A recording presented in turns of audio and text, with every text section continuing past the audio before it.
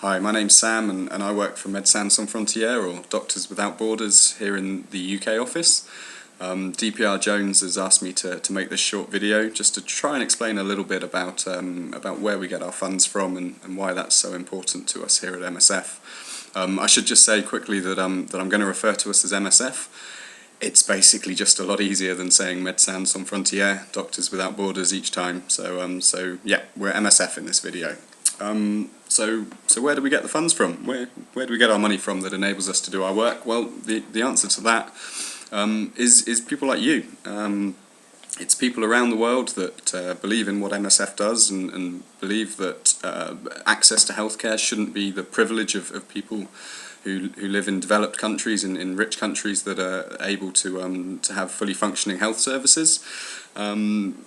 Believe it's a universal right, and it is that support of people around the world giving us donations that enables us to do our work. I should say that we limit the amount of money that we get from governments, and we do this intentionally. There's a very good reason, well, there's a couple of good reasons for it actually. Really, it's so that we have financial independence, and that's quite key if you're going to be a humanitarian organisation.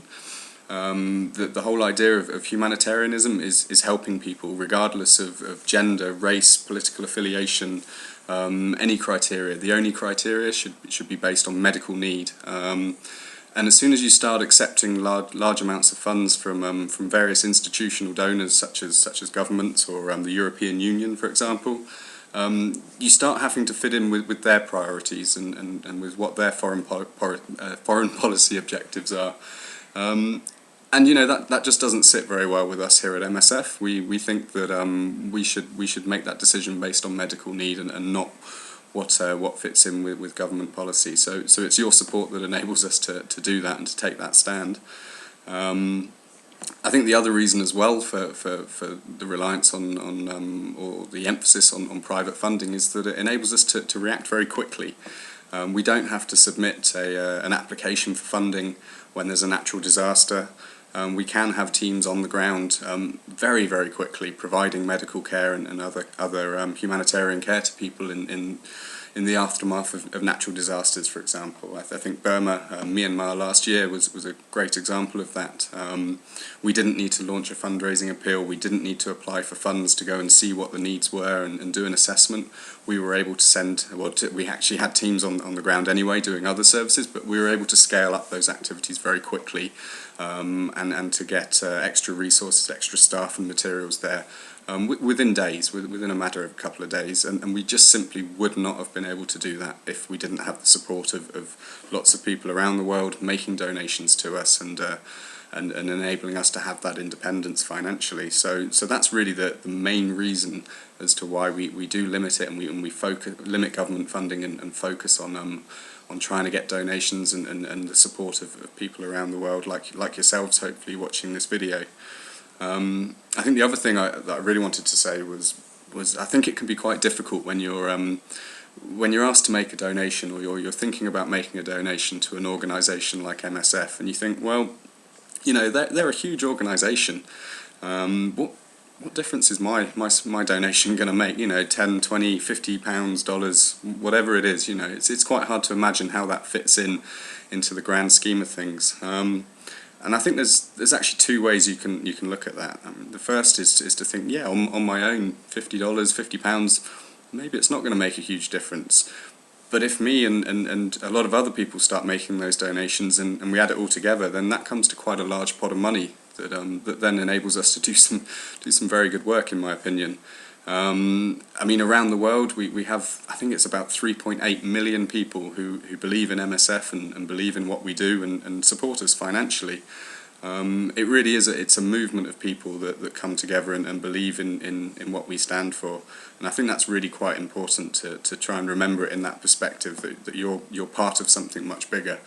And certainly I think, you know, and I've got colleagues who work overseas and actually work in the projects, doctors, nurses and other support staff, who'd be the first to admit that, you know, they're actually quite privileged to be able to go out and do this work, and they really do remember that that if it wasn't for people like yourselves or people that support MSF, then they wouldn't even be there, and they wouldn't have the opportunity to do what it is they do, and to save lives, and to provide medical care. So I think, yes, our medical staff and the people who volunteer and go overseas are remarkable people, and they do a remarkable job, but equally remarkable are the people that give the money and provide the funds that enable them to do that, and you should never forget that.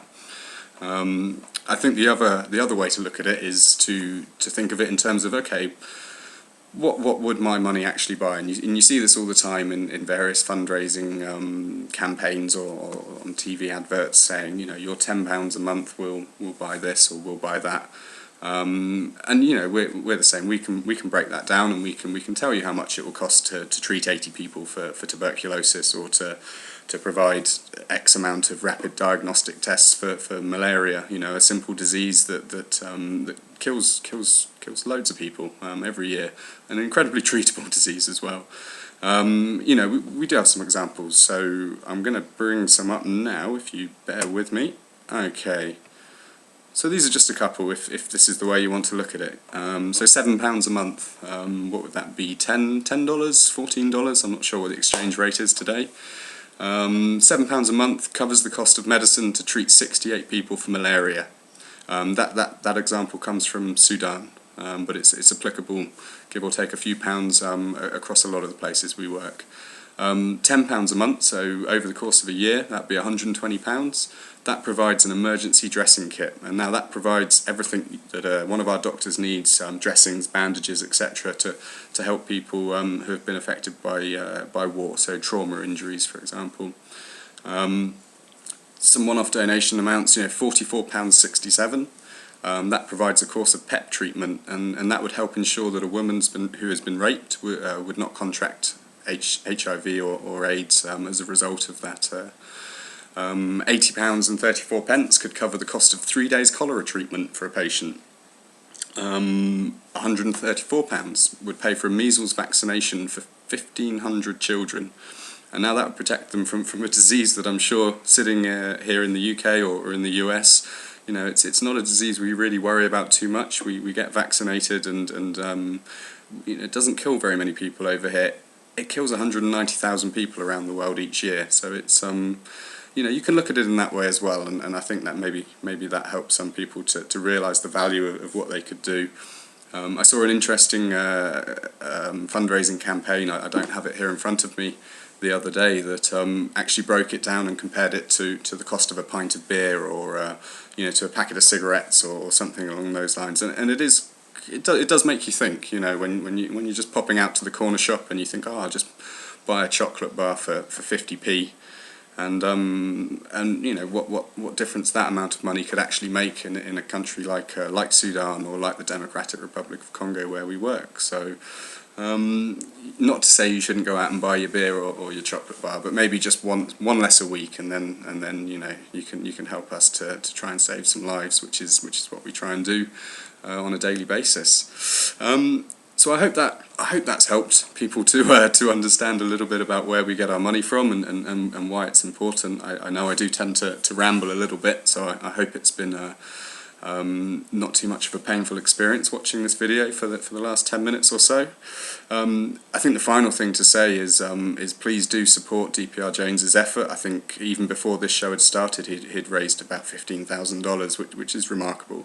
And I think it's a testament as well to the communities that follow him, so the communities he's got on YouTube, and just how generous you guys are. And so I should say thank you straight away for that as well. And also to say quickly, if you guys do want some more information, or you want to come and read a little bit more about MSF before you make up your minds about making a donation, and I do think that's really important, that you shouldn't just accept what I'm saying or what Dprjones is saying. You should come have a look at our websites. There's one for most countries where we've got offices, or we've got the international site at www.msf.org. There's tons of information there, there's lots of contact details, and so if you can't find the answers you're looking for on the website, then there's lots of people like me in the offices that would be more than willing to have a chat to you over the phone and yeah, try and explain to you a little bit about what we do. Okay, cool, well enjoy the rest of the show, and yeah, good luck.